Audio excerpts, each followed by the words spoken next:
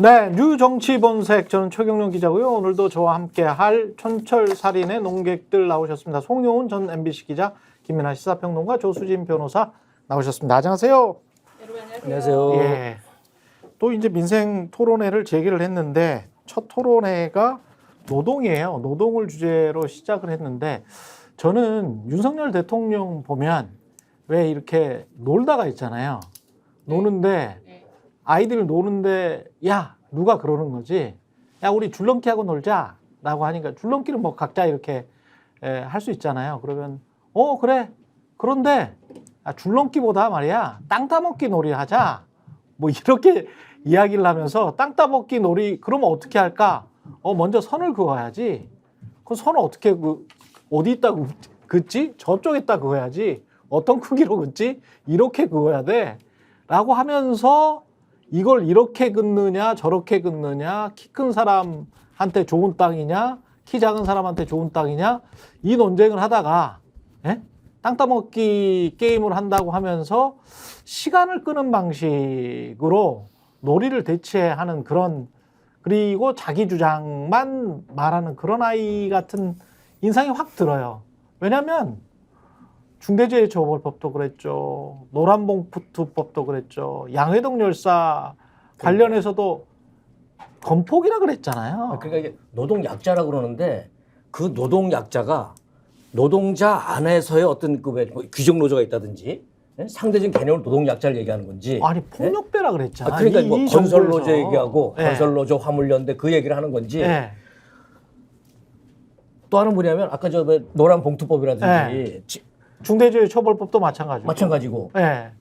그런 의미에서 노동약자를 얘기하는 건지 건폭 노조에서 그 약자를 얘기하는 건지 무슨 말인지 모르겠어요. 아니 그때도 명백하게 탄압을 했잖아요. 그리고 건폭이라고 불렀던 이유 중에 하나가 그 건설사들의 건설 자재비, 인건비 상승 뭐 이런 것들을 전부 노조 탓으로 다 돌려버리고 그래서 사람들을 탄압하고 그것에 격분한 나머지 양해동 씨 같은 분이 양해동 열사가 스스로 이제 분신을 했던 사건 아닙니까? 그걸 또 왜곡시키려고 또 조선일보 같은 데서 나오고 그걸 또 뭐 나도 좀 의심스러워라고 하고 원희룡 국토부 장관이 그때 또 조선일보를 두둔하고 뭐 이랬던 사건이잖아요. 그럼 이 했던 그 패턴들을 보면 신나게 괴롭히거나 방해하거나 막아놓고 그 다음에 야 이제 그 총선 끝나고 뭔가 좀 이미지 만회를 해봐야 되니까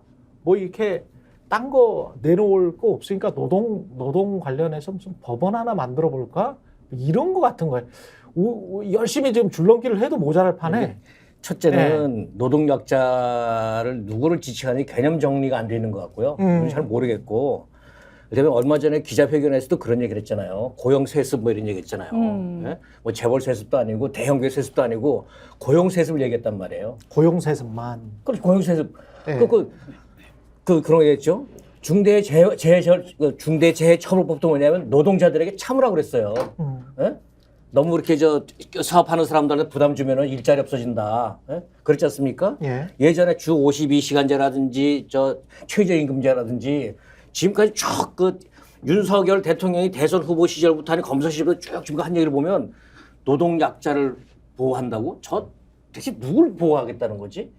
노동약자는 누굴 얘기하는 건지 모르겠어요. 근데 지금 맥락을 보면은 노동약자는 실질적으로는 조직이 안 돼 있는 노동자를 얘기하는 거예요. 맞아요. 그렇지. 조직이 된 노동자는 약자가 아니에요. 윤석열의 세계에서는. 윤석열의 세계에서. 왜냐면은 지금 개념적으로는 지금 노동약자라고 얘기를 했는데 구체적으로 만약에 이 어떤 직종이나 어떤 고용 형태를 가지고 얘기를 하면은 미조직 비정규직 노동자이거나 특수고용 노동자이거나 형태는 요럴 거거든요. 근데 특수고용 노동자도 지금까지 윤석열 정권의 행태를 보면은 조직돼 있으면 노동약자가 아닙니다. 대표적으로 그게 화물연대예요. 화물연대가 특수고용 노동자잖아요. 그렇지. 화물노동자가 특수고용 노동자인데 조직이 됐더니 그게 무슨 카르텔이니 뭐니 하면서 때려 잡지 않습니까? 카르텔 기득권. 그렇죠.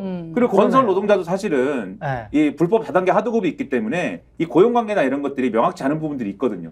그래서 사실 이분들도 분류상 무슨 특수고용 노동자라고까지는 안 하지만 근데 그 중에서도 예를 들면은 건설 기계나 이런 쪽, 덤프트럭이나 이런 거는 특수고용 노동자예요 또. 근데 여러 형태가 있지만 아무튼 이분들이 건설노조로 활동을 하면 또 건폭이 되는 거잖아요. 그러네요. 이분들이 근데 조직이 안 돼 있으면은 네. 그러면 그건 또 이분들을 대변할 노조나 이런 게 없으면 그건 또 노동약자예요. 그러니까 사실은 요거는 노동자 내부를 조직이 돼 있는 노동자하고 조직이 안 돼 있는 노동자로 가르고 네. 조직이 안 돼 있는 노동자는 우리 윤석열 정권이 잘해줄 거야. 요렇게 접근하면서 뭔가 생색내려고 하는 요런 거예요, 사실. 노조 혁파가 노동개혁이구나. 그렇죠. 아니, 저는 노조 단속이 노동개혁이죠. 네. 어제 말씀하세요. 민생 네. 토론회를 보고 윤석열 대통령의 세계관을 조금 더 별로 이해하고 싶진 않았는데 예. 이해를 하게 됐어요. 예. 왜냐하면 지금 김민하 평론가님 말씀하신 거랑 비슷하면서 약간 더 나간 얘기인데 이 세상에 본인이 보호해야 될 대통령으로서 해야 될 그 일들을 자기 중심으로 판단한다. 네. 네. 네. 뭐라고 하셨냐면은 4대 개혁 과제를 거론하면서 개혁은 적을 많이 만드는 일이라고 예, 예, 얘기를 예, 하면서 이로운 쪽은 조금씩 나아지니까 못 느끼지만 빼앗긴 쪽은 정권 퇴진 운동을 하게 되는 겁니다라고 얘기하면서 뭐 미조직 노동자를 뭐 어떻게 하겠다 이런 말씀을 하셨단 말이에요. 정권이 누구예요? 본인이잖아요. 아. 그러니까 빼앗긴 쪽, 개혁을 당하는 쪽은 나에 대해서 적이다라고 생각을 하는 겁니다. 그러니까 그 노동자조차도 노동자를 적과 내 편, 적은 보니까 노동조합 조직돼 있는 쪽이고 내 편은 미조직 노동자다. 그러니까 더 나아가서 그러니까 이 본인이 생각할 때 보호받아야 되는 노동자는 조직되지 않은 노동자이고 그들은 내 편인 것 같은데 이 노동조합은 내 편이 아니다. 이렇게 지금 인식을 하고 있다는 거예요. 근데 이게 이런 세계관이 위험성이 뭐냐면 노조에서 이 정권에 대해서 비판하는 목소리를 내는 것은 맞죠. 근데 그 목소리를 취재하는 곳이 많고 워낙 조직이 있고 대변인이 있기 때문에 자연스러운 것이고 노동조합이나 노동자가 조직돼 있는 것은 오랜 연역이 있고 역사가 있고 다 이유가 있잖아요. 그렇지. 그러면 거기서 어떤 대통령께서 느끼는 문제점이 있다고 하더라도 개선의 대상이나 점진적으로 대화와 토론을 해야 되는 것이지 빼앗기기 때문에 정권 퇴진 운동을 하는 적인 것이고 나머지 미조직 노동자는 노동개혁을 해서 내가 보호할 측이다. 이렇게 인식을 하시는 것은 너무 플랫하게 보는 거예요. 네, 본인 조화는 네. 다 미국 거야, 서양 거야, 노동조합이라는 게. 근데 이거 그잖아요. 그걸 다 가지고 네. 말씀하십시오. 말씀 예. 좀 보완하면은 예. 그러니까 이런 거예요. 그 노동약자라고 했고 그다음에 개혁 대상이 퇴진운동 한다고 한 거잖아요. 근데 이 윤석열 세계에서는 노조가 퇴진운동 하는 거잖아요. 그럼 결국은 그 의사도 퇴진운동하고 여러 가지 하겠지만 개혁의 대상자들인 노조가 퇴진운동 하는 거잖아요. 그럼 예. 노동약자가 윤석열 정권으로부터 직접적으로 지원을 받거나 배려를 받는 거는 좋은 일인데 이분들이 자주적으로 노조에 가입하는 것은 개혁의 대상이 돼서 적이 돼가지고 개혁의 대상이 되고 정권 퇴진운동을 하는 사람들이 되는 겁니다. 그런데 원론적으로 얘기해서 지금 윤석열 대통령이 어제 하겠다라고 한 게 그 미조직 비정규직이든 특수고용 노동자든 어쨌든 노동약자를 위한 지원 법률을 만들겠다는 거고 예. 그 법률 안에 보면은 이 노동약자들이 공제회를 만들어서 자기들이 회비되고 자기들이 예를 들면 아플 때 뭐 이 수당을 보전한다든지 뭐 이런 것들을 알아서 해결하면 거기에 대해서 정부가 지원을 하고 뭐 이런 구조를 만들겠다는 거거든요. 그리고 더불어서 노동법원은 또 다른 얘기니까 그거 제쳐놓고 하면 예. 이런 구조를 만든다고 하는데 사실 이 문제는 앞서도 꼭 조금 말씀드렸는데 첫째로 이분들에 대한 노동자성을 강화하면 다 해결되는 문제고 노동자성을 강화해서 이분들이 고용된 노동자이다. 라는 점을 분명히 하면서 노조할 권리를 보장해주면 다 해결되는 문제고 그게 노란봉투법에 있잖아요. 그렇죠. 그리고 예. 이분들이 실제로 노조에 가입하는 것을 독려하고 이렇게 좀 잘하는 일이다라고 노조의 권한을 확대해주면 그런 지원법을 만들지 않아도 자연스럽게 해결이 되는 거고 다른 나라는 다 그렇게 해결합니다. 실제로 미국도 그 좋아하는 미국도 노조가 있잖아요. 그러니까. AF의 CIO가 있잖아요. 아니 5월 1일 노동절이 미국 때문에 만들어진 거잖아. 그런 예. 게 있는데 굳이 지금 이렇게 딱 나눠서 예. 조직되면 안 되고 정부로부터 지원받아야 된다라고 하는 것은 제가 볼 때는 마치 노동약자를 배려해 주는 것 같지만 사실은 그렇지 않다. 생각을 해보니까 이게 노동조합이 또 더 분류를 해보면 이 개혁을 이야기를 했잖아요. 일단 개혁을 이야기를 하는데 개혁이라고 하는 거는 지금 같은 세상에서 적을 많이 만드는 일 이때 이 개혁은 본인이 주장하는 무슨 노동개혁, 연금개혁, 교육개혁 뭐 이거를 이야기하는 것이고 우리가 일반적으로 국민들이 보편적으로 지금 가장 시급한 개혁이라고 하는 검찰개혁이나 언론개혁은 이야기하지 않는 거잖아요. 검찰이나 언론은 또 그런 과정에서 비춰보면 또 기득권도 아니야. 그런데 노동조합도 마찬가지입니다. 노동조합도 어떤 노동조합만 파괴의 대상이고 기득권 세력이냐면 언론 노조 같은 것들만 파괴의 대상이고 기득권의 대상이고 그리고 적인 거예요. 예? 본인이 하려고 하는 개혁에. 왜냐하면 언론 노조에 소속되지 않은 KBS의 다른 노조들도 있거든요. 또는 MBC의 다른 노조도 있어요. 그렇죠. 이노조, 함노조 뭐 이렇게. 그렇죠. 있죠. 그리고 조선일보도 노조가 있습니다. 예. 그리고 삼성전자에도 노조가 있어. 여기는 말을 잘 듣거나 아니면 친위대가 돼가지고 선거 방심위원 가거나 뭐 이런 분들이거든. 그래서 거의 합작을 할 수 있는 분들이야. 이런 분들이 노조를 조직해서 자신들의 친위대가 되는 거는 그거는 또 환영이야. 이분들은 기득권이 아니야. 정확히 말씀드리면 민주노총의 상급단체가 민주노총이 되는 순간 예. 아주 그 정권 체질 운동하는 개혁의 대상이 되는 거고요. 분명하게. 민주노총 저질 이렇게 되는 그리고 거구나. 상급단체가 한국노총이면 예. 어떤 때는 개혁의 대상이고 어떤 때는 협력의 대상입니다. 저렇게 구분을 해야 되겠다. 네. 왔다 갔다. 경우에 따라서. 네. 어제 그 대통령의 그 얘기에서 세교가 보인다고 그랬지 않습니까? 네. 그다음에 개혁이라고 하는 것은 지금 같은 세상에서는 적을 많이 만드는 일이다. 그리고 뭐 그 기득권을 뺏기게 되니까 저항을 하게 되고 지금 윤석열 대통령은 총선 참패 늪에서 그 자기 합리화, 네. 자기 정당화하는 그 열을 계속 찾고 있는 것 같아요. 그러니까 뭐냐면 내가 잘하고 있는데도 불구하고 국민이 체감하지 못해서 소통이 부족해서 계속 뭐 이런 얘기를 찾고 있는 것 같아요. 그러면서 여기서 말하는 개혁은 뭐냐면은 자기 지금 의사들 있지 않습니까? 이것도 반개혁 세력이에요. 그렇죠. 내가 개혁하려고 안 하고 있지 않습니까? 연금 얘기했더니 반대. 국민 여러분들 다 개혁에 내 적이야. 이런 식이고요. 의대 정원 늘려야 되는 거는 맞지. 아니, 맞아요. 맞아. 그거는 맞지. 의대 정원 늘리가 전 국민이 뭐 찬성하는 거죠. 그건 맞죠. 2,000명이냐 요게 그러니까 단계적으로 합리적으로 어떤 플랜을 가지고 그 사람들이랑 타협해서 어떻게 할 거냐. 이거를 말씀드리는 거지. 몇 날 며칠을 이러고 있을 거냐 이거를. 그렇지. 그런 이야기지. 의대 정원 증원하는 거는 다 찬성하는 거죠. 이 개혁이라는 거는 우리가 생각한 그 개혁과는 달라요. 내가 보는 우리가 생각하는 일반적인 그런 개혁이 아니고 나한테 반대하는 내가 총선에 진 그 이유를 자꾸 찾는 거야. 자기를 정당화시키는. 구실, 변명거리, 변명, 핑계. 근데 그 좋은 말로 그걸 자기 합리화를 하잖아요. 자기 정당화 찾아. 그 논리를 개발해. 그리고 그걸 강화해. 반복해. 그 다음에 오는 게 뭐냐면 확증 편향이에요. 제가 지금 우리 대통령 확증 편향 거의 그 단계 들어가 있어요.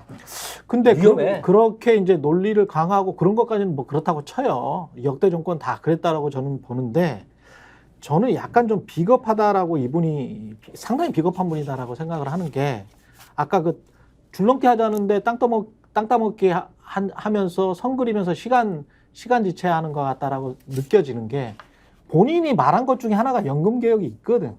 노동, 연금, 교육 개혁이 있잖아요.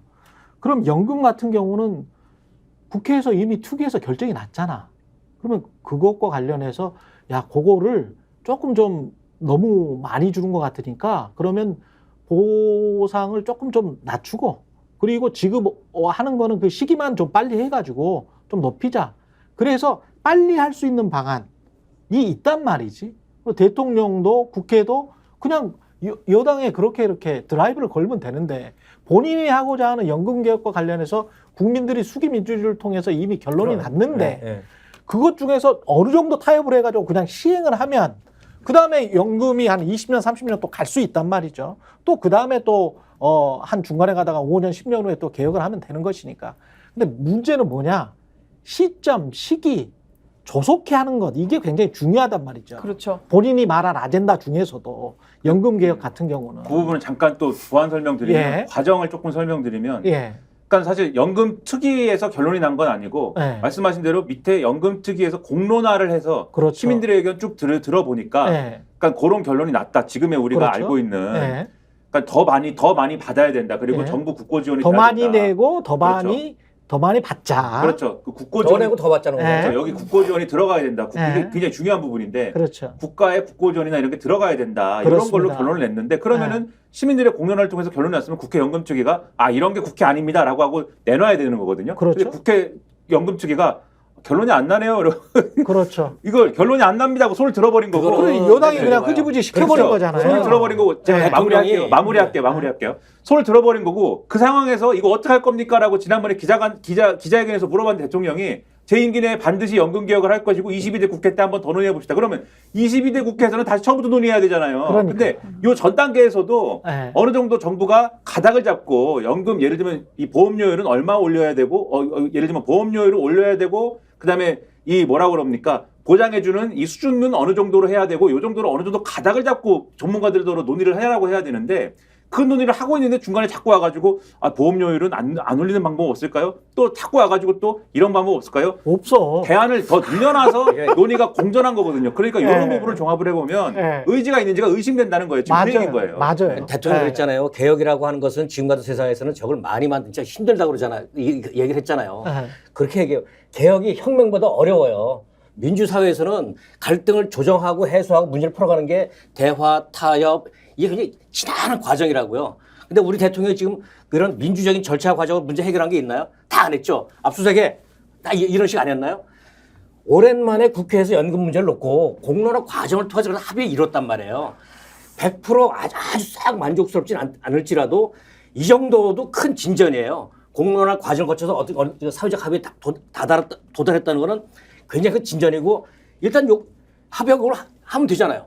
난 그렇게 생각해요. 하고 그다음에 또 다시 국회에 위원회를 만들어서 또 2년, 3년의 어떤 장기적 과제를 계속 또 논의하면 되잖아요. 그러니까. 다 바뀌니까. 그럼 되는 거지. 시간 싸움이거든요. 이런 이분은 문제예요. 저 대통령은 네. 뭐냐면 매사가 자기 중심이야. 내가 우제 중심이야. 마음에 안 들어. 너 안 돼. 아니, 나한테 이게 안 돼. 너 그만. 아니에요. 이거는 난 이해가 안 돼. 이분이 이 말을 보니까 확실히 저는 이해가 되는 부분이 있네요. 뭔가 빼앗기는 쪽은 정권 퇴진 운동을 할 정도로 개혁은 대단히 어렵다. 이게 이런 이야기를 했잖아요. 자기 합류하고 있는 거라니까. 총선. 그렇죠. 이게 뭐냐면 뭔가 빼앗기는 쪽이 아까 기득권이라고 했잖아요. 정권 퇴진 운동을 할 정도로 개혁은 대단히 어렵다. 이건 거꾸로 이야기하면 본인이 정당한 개혁 운동을 하고 있기 때문에 기득권을 가진 노동조합이나 민주당 야권 쪽에서 정권 퇴진 운동을 하고 있다라고 이야기를 하는 거 아닙니까? 그렇죠. 맞아요. 그러니까 맞아요.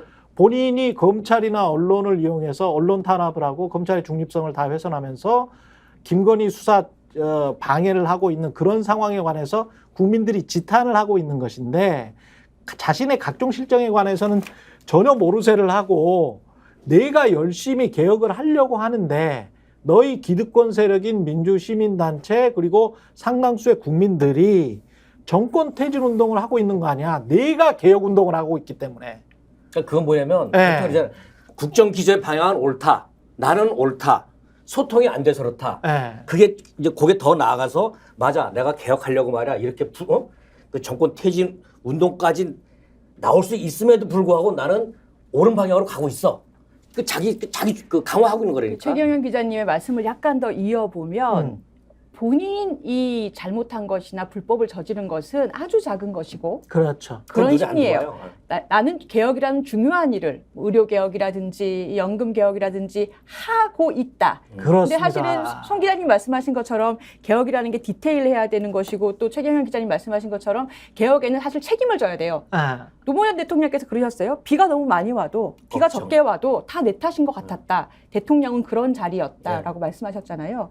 사실 대통령은 욕을 먹을 수밖에 없는 자리고 뭐 정권 퇴진 운동이 있든 뭐든 자기가 만약에 정당하게 하고 있으면은 받을 수밖에 없는 건데 근데 지금 대통령께서 하시는 말씀 풀이를 해보면 본인이 잘못한 건 있겠지만 지금 뭐 이 특검법 얘기 나오고 자신의 배우자가 특검법 얘기 나오고 또 본인 때문에 최상병 얘기 나오고 하는 것이 다 본인이 볼 때는 그 검사 특유의 뭐 그런 거 있잖아요. 본인들이 굉장히 중요한 일을 하기 때문에 예를 들어서 음주운전 같은 거 걸려도 나 조검사인데 그렇죠. 왜냐하면 자기 너무 중요한 일을 하기 때문에 이런 국가의 대의를 위해서 뭔가 하고 있는 거야. 그럼요. 본인은. 사소한 적법은 안 지켜도 되는 거예요. 약간 그런 마인드가 내가 있는 것 같아요. 이 친구들. 중요한 수사를 하고 이틀 밤도 새고 뭐 이랬어. 예. 그리고 운전하다 잠깐 사고를 했어. 예. 야, 그 정도는 봐줘야지. 근데 그런 심리인가? 이게 이제 법률가시잖아요. 예. 그래서 제 생각에는 내가 이런 작은 잘못은 해도 돼가 아니라 잘못을 한 적이 없어요. 잘못이 아니에요. 그게 리플레이예요, 리플레이. 계속 설명하면서 이게 잘못이 아닌 거에 대한 설명을 하잖아요, 지금 계속. 그랬죠. 본인도 본인을 속이고 있구나. 그리고 너무나 오랫동안 속여왔기 때문에 본인이 본인을 속이고 있다는 걸 모르고 있구나. 본인이 본인의 이런 얘기 변호사예요. 했잖아요. 내 장모는 10원 한 장 누구에게 피해 준 적 없다 그랬잖아요. 그렇죠. 잘못이 10원이 아닌 거. 아니던데요? 굉장히 많던데. 잘못이 아니라고 하는데 나는 잘못은 안 했는데 죄 와가지고 나한테 특검을 하라고 하고 잘못이라고 하고 손가락질하는 거는 그것은 뭐냐? 정치적인 의도가 있는 것이고 그것이 기득권의 저항이고 그러면 내가 하는 일들은 뭐예요? 기득권을 저항하고 투쟁하고 있는 거예요. 그러니까 최근에 검찰 인사도 투쟁이고 노조 탄압도 투쟁이고 민생 토론회도 투쟁입니다. 그러니까 난 이래서 이게 뭐냐면 개혁을 하게 되면 많은 국민에게 이롭지만 누군가는 어떤 기득권을 빼앗긴다. 빼앗기는 쪽은 정권 퇴진 운동을 할 정도로 개혁은 대단히 어렵다. 나는 그 대단히 어려운 일을 하고 있고 그랬는데 그게 잘 전달이 안 돼서 총선에서 진 거다. 지금 계속 그러고 있는 거예요. 개혁을 이제 추상적인 어떤 반열로 올려놓고 실천적인 문제랄지 현안이랄지 이런 것들은 또 피해가 버립니다. 실천적이고 현안에 있어서 개혁이라고 할 수 있는 거는 지금 현재 고통받고 있는 민생을 직접 어떻게 어루만질 것인가 아니면 해결할 것인가 뭐 이런 문제일 텐데 대표적인 게 이제 전세 사기 피해 같은 겁니다. 네. 전세 사기 피해 같은 경우도 이 정부의 국토부 장관, 그러니까 대통령이나 대통령실이나 여당 정부가 슬쩍슬쩍 거짓말을 해요. 슬쩍슬쩍 거짓말 같지 않은 거짓말, 사실 왜곡, 뭐 이런 거. 엄밀히 따져야 거짓말인데 엄밀히 따지지 않으면 거짓말이 아닐 수도 있는 아주 그 현안을 비껴가면서 그러면서 비판하기는 좀 어려운 하지만 지금 아젠다에서 본인들은 멀어질 수 있는 그런 방법을 많이 쓰는데 전세 사기 관련해서 국토부 장관이 최근에 한 말 있잖아요. 살짝 한번 들어보고 이야기 나누도록 하겠습니다. 수조 원에 달할 것으로 예상되는 손실이 고스란히 다른 국민들의 부담으로 돌아가게 됩니다. 이는 주택도시기금을 담당하는 주무장관으로서 선뜻 동의하기 어려운 부분입니다. 자, 여기 두 가지 프레임이 나왔습니다. 윤석열 정부가 잘하는 두 가지가 뭐냐면 하나는 어떤 현안에 관해서 슬쩍 거짓말, 수조 원에 달하는 것으로 보이는 전세 사기 피해 구제금이라고 하는데 실제로는 이게 우리가 기업들 구제해봐서 잘 알지만 나중에 다 돌려받잖아요. 그 과정을 생략을 하고 돌려받는 거 생략하고 그거 나중에 구제받으면 그게 더 될지 덜 될지는 몰라. 근데 지금 대략 생각을 해봐도 수천억밖에는 안 될 걸로 지금 생각을 하고 있는데 이걸 수조 원으로 이야기를 해. 두 번째, 국토부 장관이 이 정부의 방식하고 가장 비슷하고 가장 제가 보기에는 졸렬하고 비겁한 행태가 뭐냐면 사람들끼리 싸우게 하기예요. 근데 두 번째 딱 있어. 두 번째 뭐가 있냐면 갈등 구조를 만들어요. 그렇죠. 야, 이 수조 원이나 되는데 수조 원은 일단 부풀린 거예요. 수천억밖에 안 돼. 근데 수조 원이나 되는데 그게 니들 돈이야. 그렇지. 국민들 니들 돈이야. 그렇기 때문에 안 못 해주겠어. 이렇게 말합니다. 그러니까 네. 국민과 국민들을 싸우게 하는 방식으로 아젠다를 피해가 버립니다. 그러면 종부세는 우리가 낼 세금인데 2%가 덜 냈잖아. 그래서 우리가 더 내잖아. 그러면 그거는 우리가 부담 아니니? 법인세도 마찬가지잖아. 뭐 이렇게 물어볼 수 있잖아요. 그러니까 이런 방식의 어떤 졸렬하고 비겁한 논쟁으로 이끌게 만들어버려. 이 정부 자체가. 굉장히 그래서 한국의 트럼프구나. 한국의 트럼프 정부구나. 거짓말 아니면 비겁하게 자기 변명하면서 국민들끼리 싸우게 하는, 백인이나 흑인들끼리 싸우게 하는, 노동자도 노동자들끼리 싸우게 하는, 부자나 서민들이 싸우게 하는 아주 못된 버릇을 많이 배웠다. 그렇죠. 그 아까 얘기하는 고용 사슬을 혁파하겠다는 노동자끼리 싸우는 거예요. 그렇죠. 그러니까 이게 말씀하신 것처럼 두 가지 프레임 맞습니다. 하나는 수조 원, 그리고 액수가 엄청 크잖아. 어디서 나지? 세금 내 집에 나온다고? 그래도 돼? 이게 뭐냐면 선별복지할 때 나오는 거. 그렇죠. 맞아요. 무상급식 할 때 나오는 프레임. 금액 네? 관련해서 무슨 지원금 얘기할 때 맞습니다. 정확하게 피해자 단체에서 추산한 거는 5천억 원이에요. 그렇죠. 네.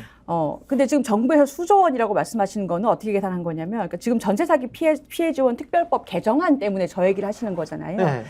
지금 전세 사기가 워낙에 전국적으로 문제이기 때문에 워낙에 붙었었지 않습니까? 매매가하고 전세가하고 그 후가를 지금 치르고 있는 건데 피해자가 적지 않아요. 무려 36,000명입니다. 전국적으로. 그리고 이분들 중에 대부분이 2030 청년이에요. 그분들이 70%라고 합니다. 그럼 대통령께서 민생토론회에서 어제 지원해야 약자. 된다고 했던 약자 약자. 아닙니까?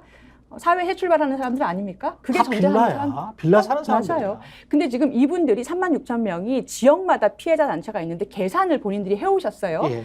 5천억 원이면 된다. 뭐 하는데? 그러니까 지금 법으로는 보상이 되지 않는 일단 특정 부분에서 한 30% 정도만 전세금 전액이 아니라 30% 정도만 그러니까 최우선 변제금 정도만 정부가 우선 임차인들한테 지원을 해주고 그리고 나중에 임대인을 통해서 받거나 그 집을 경매해서 받는 거예요. 그렇게 계산을 해보면 전액을 보상받는 게 아니고 나중에 임대인한테 돌려받는 것까지 고려하면 5천억 원이면 된다라고 주장하시는데 지금 장관께서 얘기하신 거는 그냥 36,000명 곱하기 평균 임차 보증금 전액을 곱했을 때 2조 원에서 3조 원 정도가 된다. 지금 이 말씀을 하시면서 돈이 너무 많이 들어서 하지 못한다. 이렇게 얘기를 하는 거예요. 그러니까 그 부분은 사실은 사실이 아니죠. 그렇죠. 이것도 프레임 잘못 씌우는 게 이를테면 그 약자, 뭐 바로 들어가자고요.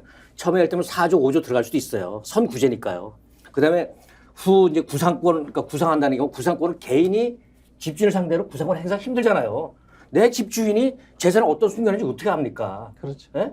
그러니까 그 국가에서 일단 해주고 국가에서 돌려받으면 재산을 찾아서 되는 거야. 숨겨놓은 재산 자꾸 뭐 하자는 거예요. 그렇죠. 그 그리고 그게 소송을 국가에서 대신하는 거야. 그러니까 최초의 그 돈은 뭐 3조, 4조 들어갈 수 있지만 시간이 좀 걸려서 구상권 행사하면 다 들어온다니까요. 아니 대기업 구제할 때도 똑같이 그럼요. 했잖아. 예? 똑같이 했잖아요. 예.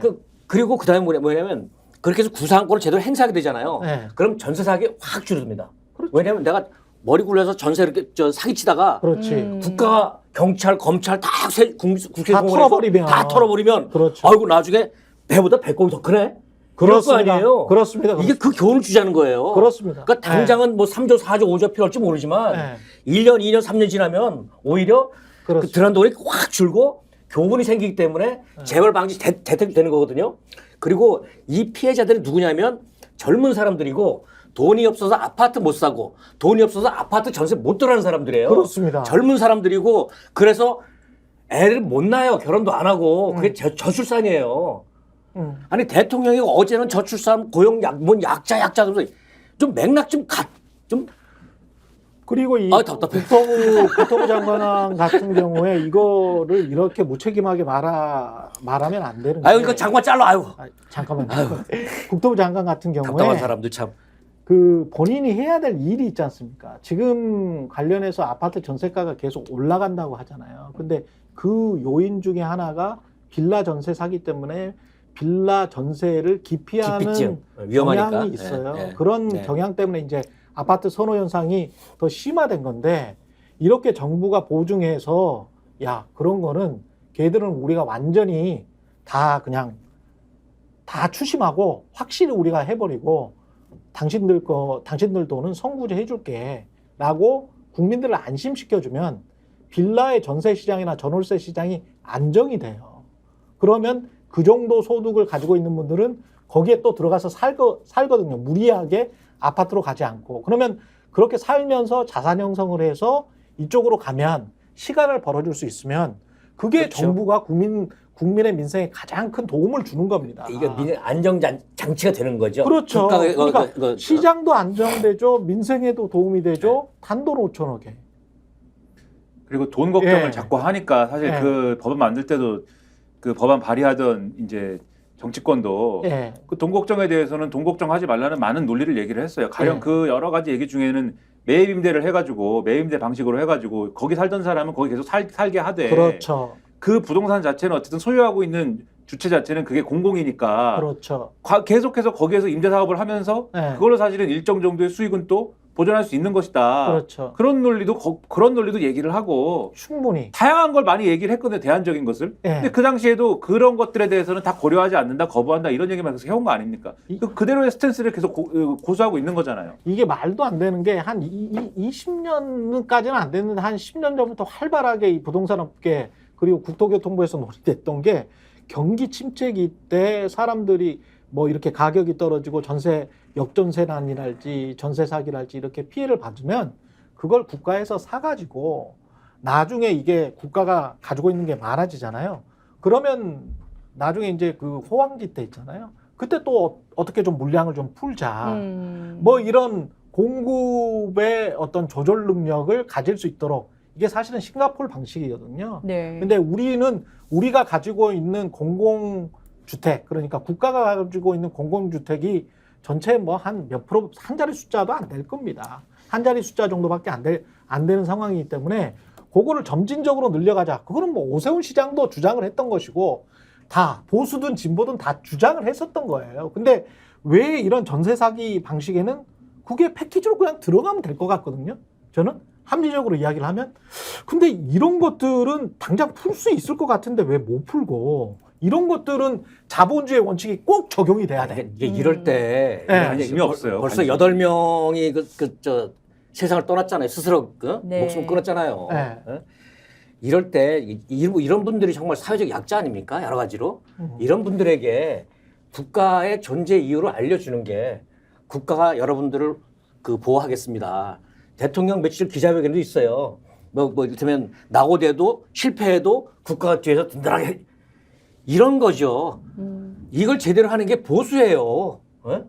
어려운 사람 외면하고 있지 않습니까? 지금 대통령부터가. 그렇죠. 예? 네. 어제 그 8번째 희생자 그 분에 대한 추모 행진이 있었어요. 그나마 근데 그 용산의 경찰서에서 용산 앞으로는 대통령실 부근으로는 또 금지를 했었어가지고 이걸 또 이제 민변 변호사님들이 급하게 또 취소 호송을 해가지고 행진은 잘 마쳤다고 합니다. 어제 밤 늦게까지.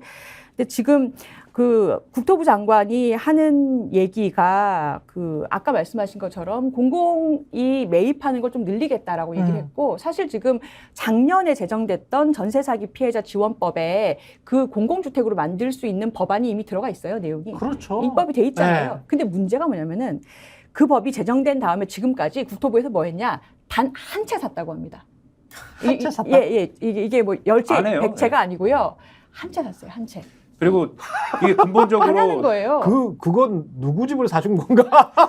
정말 아마 뭐 궁금하네. 요건이 너무 엄격한 거예요. 정말 궁금하네. 피치 못할 사정이 있겠죠 거기에. 네. 근데 이것도 그렇고 전반적으로 관심이 없는 게, 그러니까 그러한 어떤 거주의 불안을 느끼는 사람들에 대한 그러한 문제에 또 근본적으로 가면 결국은 부동산 정책을 어떻게 할 거냐에 대한 문제하고 맞닿는 것도 있잖아요. 그렇죠. 전세 사기를 해결하는 것도 있지만 그렇죠. 결과적으로 그분들이 그렇게 힘든 상황에 놓이게 되는 것들은 결국 부동산 정책이라는 큰 바운더리의 어떤 문제인 거잖아요. 근데 예를 들면 거기에 대해서 전 정권에서 여러 가지 뭐 부동산 정책에 대해서 실패했습니다만 여러 가지를 할 때 그 공급 만능론으로 다 받아치고 했던 세력이 지금의 어떤 집권 세력인데 공급 만능론으로 가려면 그거라도 정확히 하시든가. 근데 지난번에 보도가 나왔는데 주택 통계가 뭐 19만 채인가 뭐 누락이 됐는데 그걸 근거로 해서 공급을 했는데 그게 나중에 보니까 통계가 누락돼 가지고 이거 그러면은 그 공급이 예를 들면 불충분하거나 해서 그것이 문제가 돼서 지금의 집값에 영향이 있는 거 아닙니까? 당시 주장대로 하면. 예. 그랬더니 아니요, 괜찮아요. 지금 이렇게 답을 한다는 거잖아요. 그거 큰 문제는 없어요. 19만 채 정도는 누락돼도 돼요.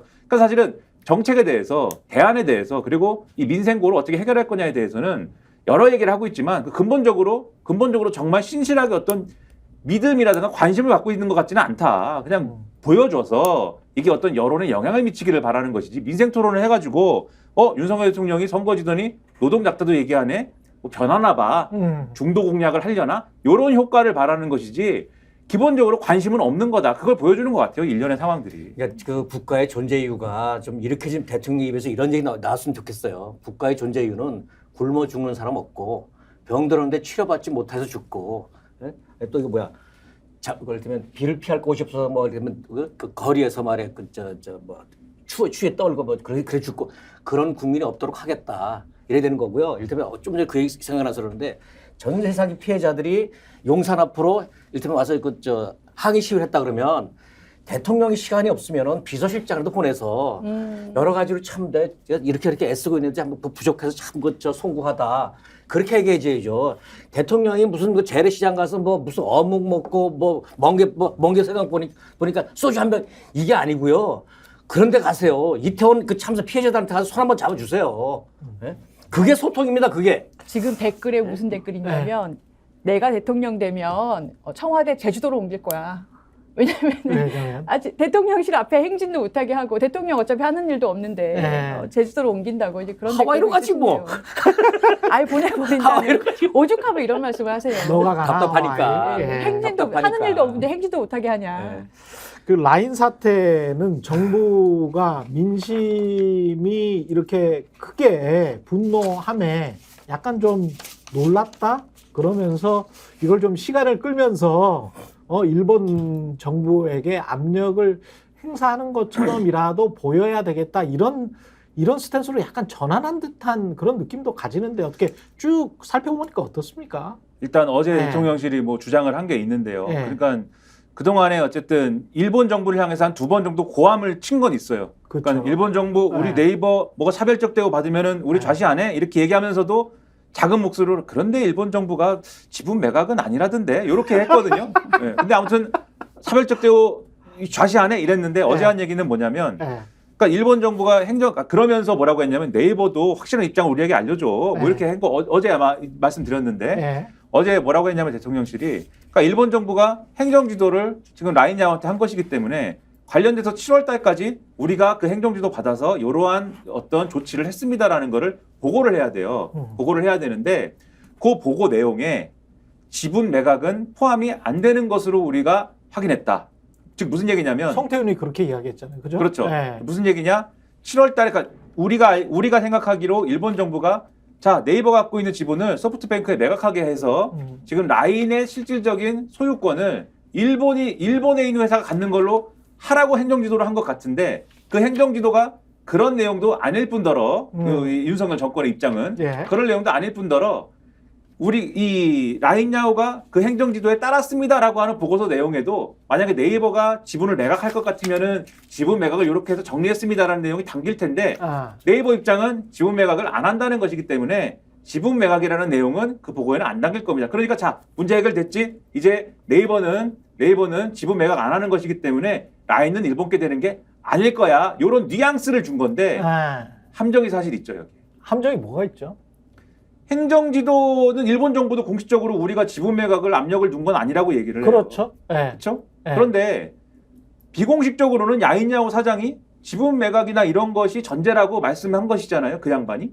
그렇죠. 아니 그러면- 비공식이 아니고 기자회견에서 말을 대놓고요. 했어요. 그렇죠. 기자회견에서 그렇게 말했지만 네. 그 말의 의미가 그러면 네. 정부가 공식적으로 그렇게 압력을 넣었다는 것인지 네. 아니면 비공식적으로 지금 주장을 한다는 것인지 네. 그 네. 뉘앙스 우리가 모르잖아요. 그러니까 사적으로 민간관계에서는 분명히 주장을 했어. 그렇죠. 그런 주장. 그분이 그렇게 주장을 네. 한 거고 근데 네. 그 주장의 근거가 정부에서 공문으로 지분 매각을 하라고 내려왔다는 것인지 그거는 그렇죠. 확인하기 그렇죠. 힘들죠. 뒤에서 관료가 같이 술 먹다가 근데 매각하면 안 돼 이렇게 했다는 것인지를 모르잖아요 지금. 네. 근데 어쨌든 그런 상황이다라는 걸 전제하면 공식적으로는 가령 네이버가 7월 달까지 지분 매각을 안 할 수도 있죠. 네. 그리고 공식적으로는 행정지도에 대한 조치가 그걸로 끝날 수도 있죠. 그런데 예. 만약에 한 10월 달쯤 돼가지고 소프트뱅크랑 네이버가 뭔가 잘 협의를 해가지고 네이버가 일부 지분을 매각하는 결론을 내리고 예. 근데 요것은 양사가 합의한 것이다. 자율적으로 합의한 것이다. 양사의 미래를 위해서 열심히 노력한 결과인 것이고 양국의 정부는 아무것도 손댄 게 없는데 그러니까. 양국의 기업이 그냥 알아서 한 겁니다. 그런 이렇게, 냄새가 난단 말이야. 이렇게 넘어가면 그런 냄새가 나. 그렇죠. 시간 끌기의 냄새가 나. 그럼 우리 정부는 네. 저거는 네이버가 네. 자체 판단에 의해서 지분을 판 건데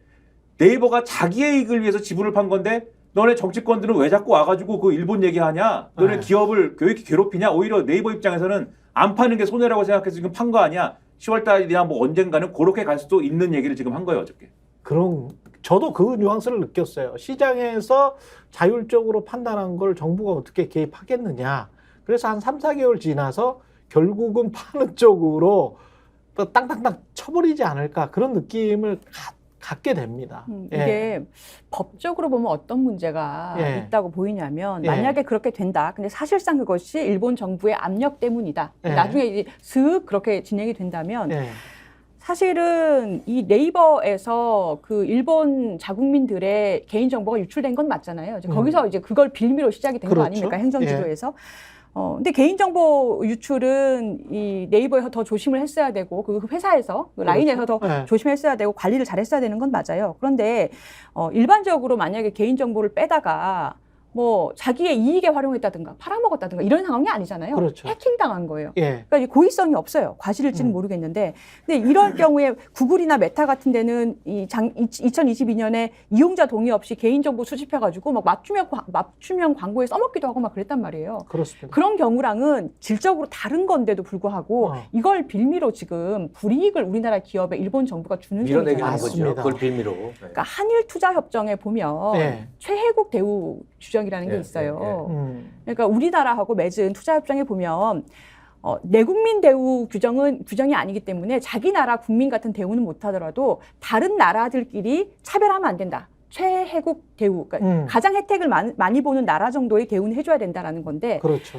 이러한 우리가 이 네이버에서 자국민들의 정보를 일부러 빼내가지고 불법적으로 이용한 것도 아닌데 이런 적대국 수준의 이 압박을 주고 지분을 팔도록 한다는 거는 이 규정 위반이 될 수 있고, 그러네요. 사실 예. 이거는 네이버에서 WTO 제소할 수 있어요. 그러니까. 그렇습니다. 그래서 이거는 네. 사실이 뭔지 밝혀야 돼요. 아니 보안 문제 때문에 너네 주식 팔아라. 너네 회사 넘겨라. 이런 경우는 난 처음 봤거든. 그건 보안을 그냥 보안 문제하고 보안을 개선하면 그냥 되는 거예요. 개선하면 되는 거잖아요. 그러니까요. 그 문제만 해결하면 되는 거죠. 예. 그리고 그 보안을 개선할 수 있는 곳은 사실은 라인을 실질적으로 운영해왔던 네이버가 맞잖아.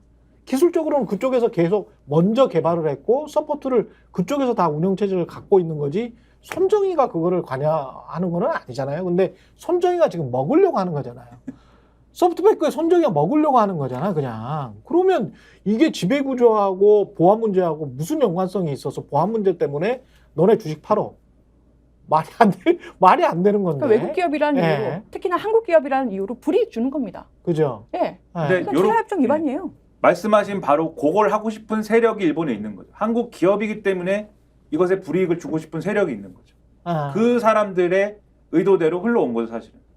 일단 기자의 일본에도 반한 이런 게 있어요. 그렇죠. 일본에도 일본 정치권에 계속 우리가 아베 신조 시대에도 계속 얘기했지만은 그 뭔가에 대한 최근까지 트렌드잖아요. 경제 안보나 이런 거를 막 주장을 하면서 자신들의 국익을 예를 들면 강화한다고 하는데 그것의 논리에 반드시 들어가는 게 어떤 종류의 상대에 대한 배타적인 어떤 그런 규정이 꼭 들어가잖아요. 미국의 그렇죠. 경우에는 그게 중국인 것이고 그렇죠. 마찬가지로 일본 내에서는 일본과의 어떤 관계 속에서 배타적인 어떤 국가나 뭔가가 있다라고 하면은 그것은 한국이야라고 하는 그런 집단이 지금 있는 거고 그 집단이 자민당 내에서 뭐 언제는 주류였는데 지금 뭐 주류는 아니라고 합니다만 어쨌든 그 시절부터 차근차근 어쨌든 해온 여러 가지 작업들이 지금의 상황을 가능하게 만들었다라고 하는 분석들이 지금 있는 거잖아요.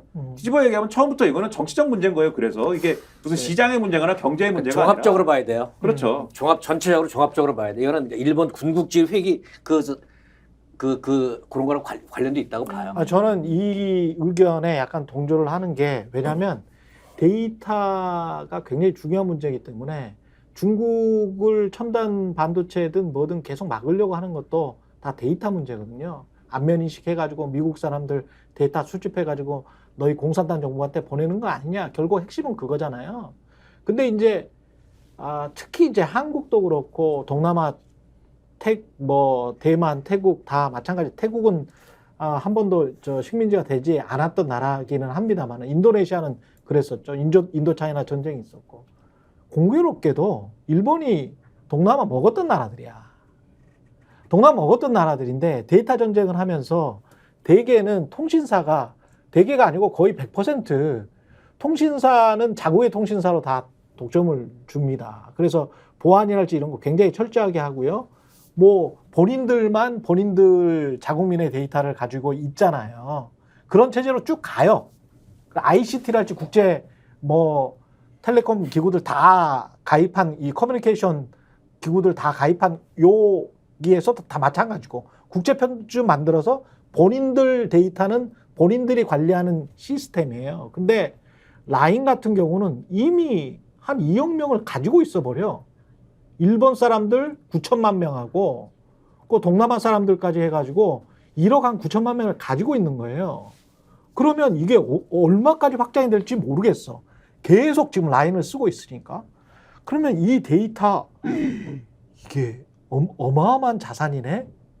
나중에 이 사람들 대상으로 마케팅하고 금융하고 그 결국은 경제적인 부를 획득하는 거네. 그러면 이게 어떤 경제 영토 그리고 개인에 대한 정보 습득.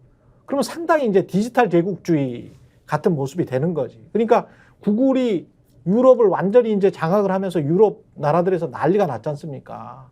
지금도 어떻게든 구글의 독과점을 막기 위해서 여러 가지 법안을 만들고 있거든요. 근데 결국은 야 이러다가 종속되는 거 아니야? 이런 이제 그 굉장한 불안감, 두려움이 있거든요. 근데 이거를 쌓아놓은 게 한국의 벤처기업으로 시작한 네이버야. 일본은 이럴 만한 디지털 기업이 사실은 없어. 그리고 소프트뱅크는 기본적으로 손정희는 지주회사로 투자 지주회사에 버크셔 해드웨이 같은 사람들이거든. 그러니까 기본적으로 본인들이 무슨 뭐 기술하고 운영하고 무슨 경영하고 이런 게 아니고 투자하는 사람들이에요. 근데 투자하는데 요 회사가 괜찮아 보여. 미래에 먹고 싶은 거야. 그리고 일본 정부는 이게 전략적으로 동남아 그리고 일본의 뭐 전반적인 이 소셜 네트워킹을 위해서도 9천만 명이나 가입돼 있는데 요거는 우리가 가지고 있어야 근데 되겠네. 그게 말씀하신 그건데 근데 지금의 WTO 체제 그러니까 국제 통상의 논리는 안 되는 거지 않습니까? 그게 이게 말이 안 되는 거야. 안 이게. 되는 건데 그렇죠. 안 되는 걸 되게 하기 위해서 정치적 맥락을 동원하는 게 지금 야 이게 한국 거야라고 하는 거에 대해서 반항 감정 그리고 이런 종류의 어떤 지금 미국도 그렇고 다 사실은 그런 거잖아요. 경제적 이익을 가지고 움직이는 거지만 그것에 대해서 안보 논리를 동원해서 안보적 위협이기 때문에 가져와야 돼. 안보적 위협이기 때문에 관세를 매겨야 돼. 안보적 위협이기 때문에 수출을 막아야 돼. 이렇게 가는 거잖아요. 사실은. 그렇죠. 그러니까 그게 똑같은 논리를 일본이 우리 라인한테 한 것인데 그러면 이것은 국익과 국익의 충돌이고 통상의 논리인데 그동안 방조하다가 지금 와서 이렇게 가고 있는 게 무능이다. 또는 일본과의 관계가 틀어질 것을 윤석열의 레거시가 틀어질 것을 우려해서 오히려 기업이 손해보는 거를 방치하는 거 아니냐라고 의심할 수밖에 없는 거죠. 예. 그러니까 좀 전에 얘기한 그 안보 논리로 본다는 거 일본에서요. 그 안보의 그 시각으로 보면 한국은 신뢰할 수 없다는 거예요. 적대국이라는 거죠. 이 정보 관련이니까 줄 수 없다는 거예요. 그래서 네이버를 축출하는 거죠. 그러면 지금처럼 글로벌 어떤 분업 협업 체제에서 이런 식으로 우리를 불신하고 적대시해? 요전에 인터넷이란다. 반도체 소부장 갑자기 수출 규제했잖아요. 느닷없이 정치적인 이유로 대법원 수출 판결 규제하고 때문에 그런 거죠. 예. 예. 그런 식으로 하면 이웃 나라인데 분업 협업 체제에서 같이 살아갈 수 있는 신뢰가 형성이 안 되죠. 예. 근데 왜 우리는 계속 끌려다니냐고. 윤석열 대통령이 자기 그 치적이 뭐냐면 그렇다면 외교 영역을 넓혔다고 하지만 미국, 일본의 편중된 외교로 인해서 지금 외교 영토가 확장되기 아니라 줄고 있어요. 국익이 추락하고 있다고. 예?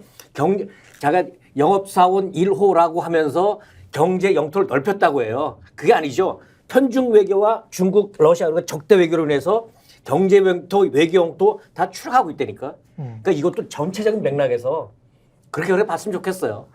김건희 방탄 국면은 이제 검찰 인사 이후에 완전히 이제 굳히기로 들어가는 것 같은데 이원석 검찰총장이 이번 인사를 몰랐다는 거는 거의 분명한 것 같고 근데 참 우스운 게 있잖아요. 이원석 검찰총장이 이번 인사를 몰랐다는 그 뉘앙스 그리고 그날 월요일 날 갑자기 발표가 났을 때 제가 정부 주요 부처에 출입하는 뭐 이진이니까 그렇게 연차가 높은 기자가 아니죠. 이진 기자와 전화를 하면서 툭 그 기자가 그러더라고요. 오늘이나 내일 검찰 인사도 있을지 몰라요. 그 얘기를 하더라고. 인사 나기 전에. 월요일 오전에. 그러니까 정부 주요 부처 출입하는 이진 기자도 일진도 아닌 이진 기자도 알고 있는 사실을 이원석은 지방 순시하면서 몰랐던 거야. 이게 진짜 황당하더라고요. 패싱이죠. 근데 진짜 실질적으로 예.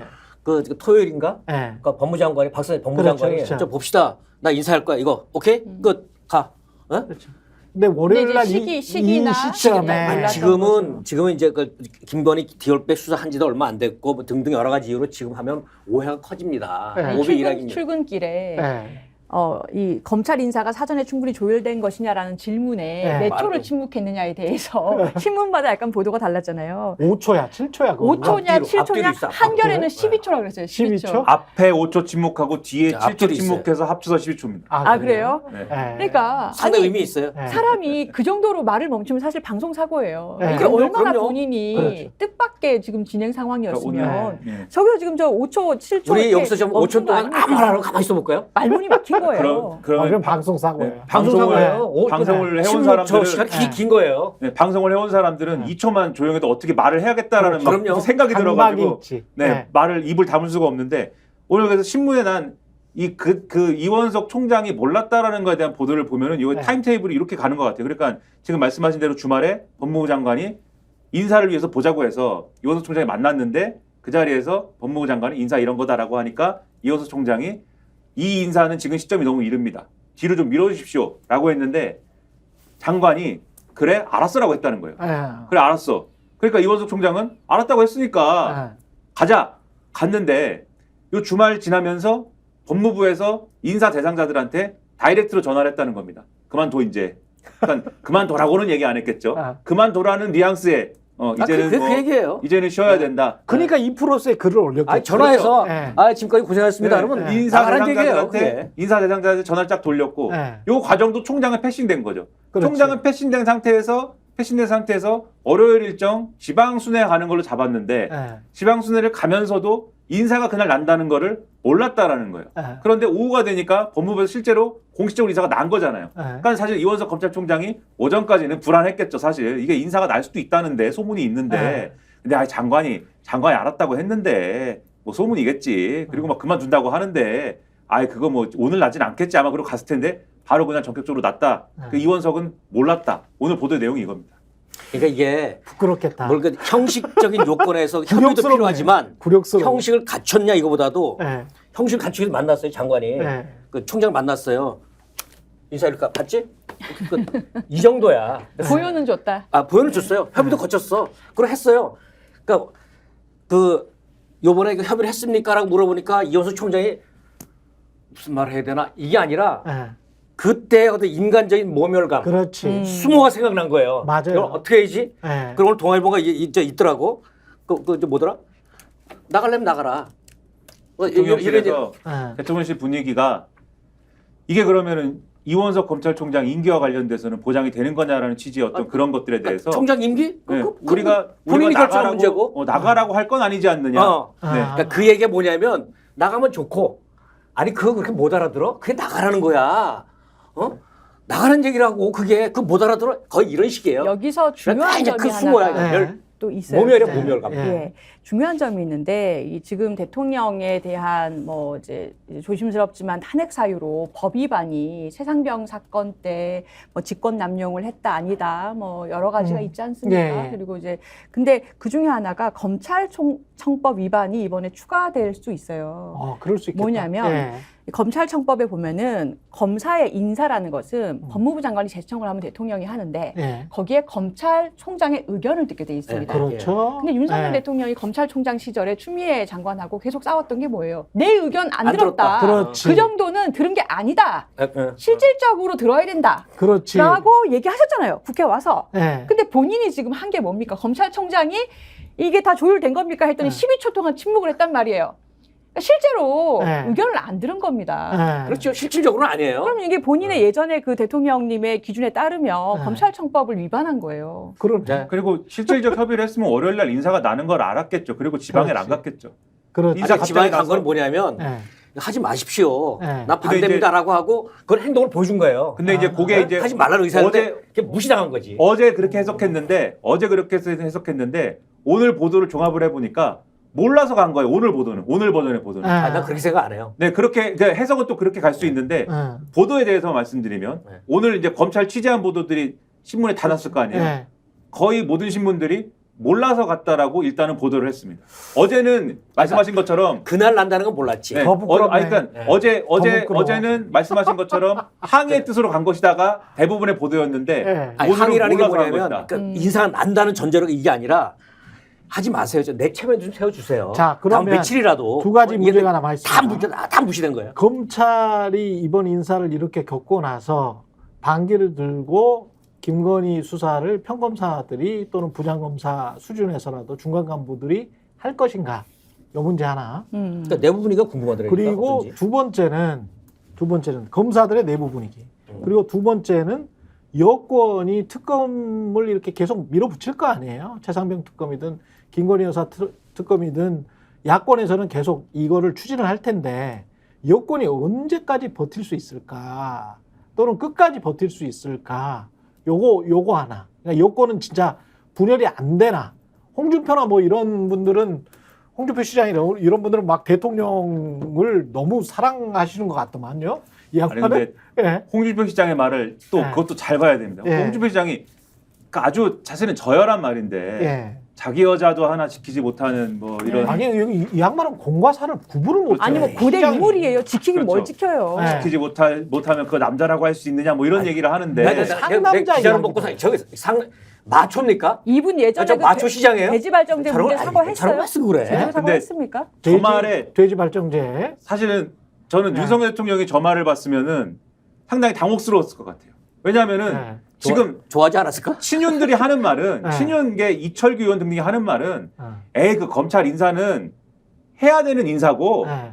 자연스럽게 한 거고 수사팀은 거기에 영향받지 않고 맞아, 그 기조였잖아. 알아서 할 예. 거야. 수사가 뭐 예. 흙을 백으로 바꾸겠어? 그럴 사람들 아니야. 예. 요거거든요. 예. 근데 홍준표 시장의 저 말은 의도로 갖고 인사를 했다는 거예요. 요 김건희 지키기 위한 거야. 그렇죠. 어. 지키면 안 돼? 이렇게 이거- 얘기한 거잖아요. 그리고 그러니까 이거 하는 게 상남자야. 그렇죠.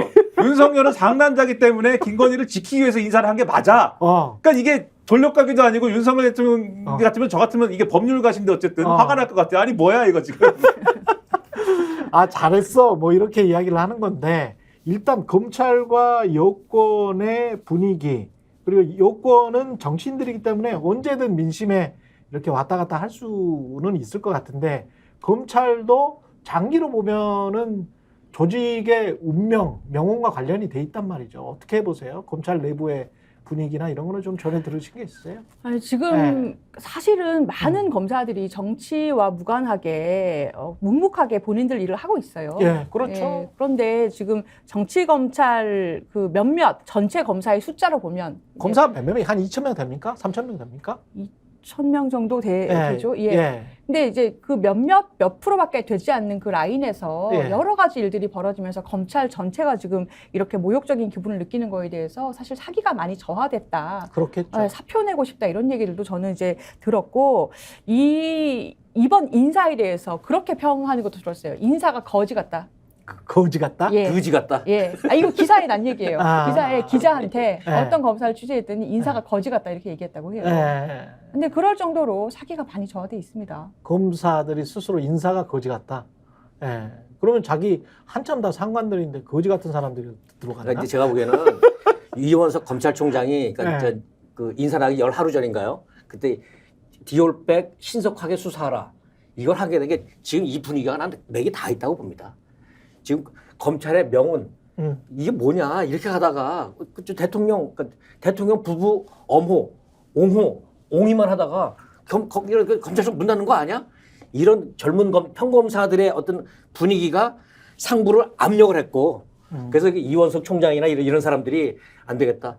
예? 나도 묘비명에 내가 나 윤석열 정권 지키다 이렇게 묘비에 쓰고 싶지는 않고 나도 한때는 정의로운 검사였다라고 쓰고 싶은 거 아니에요? 모든 검사가? 근데 당위적인 그래서 거하고 현실적인 그게 거하고 자유였다고 봐요. 구분을 해야 될 것 같은데 당위적으로는 다 그렇게 생각했을 수도 있죠. 속으로는. 그리고 속으로는 다 뭐 독립투사고 열혈지사야. 근데 실제로 행동을 하는 사람들은 많지 않으니까. 그리고 그 분위기가 지금 만만치 않은 것 같아. 지금 현재 그럴 만한 검사들이 남아 있을까? 그리고 아직도 눈치를 보는 거 아닌가? 일단- 뭐 이런 생각이 들죠. 일단 예. 어제 이원석 총장이 어쨌든 예. 그 저항한 거잖아요. 예. 용산에서 한 대 더 때립니다. 음. 인사가 한 번 더 남아 있잖아요. 그렇죠. 인사 한 번 더 해야 돼요. 뭘 해야 되냐면 네. 지금 차장검사까지 한 거잖아요. 중앙지검 네. 차장검사까지 한 거잖아요. 두 명은 그 밑에- 아직 안 해서 아직도 안 했어. 그렇죠. 예. 그 밑에 수사를 하는 수사팀 인사를 또 해야 됩니다. 그런데 부장검사를. 인사라는 근데- 게 있잖아요. 네. 좀 중간에 미안한데 인사라는 게 사장을 바꿨잖아요. 사장이 본부장은 갈 수 있어요.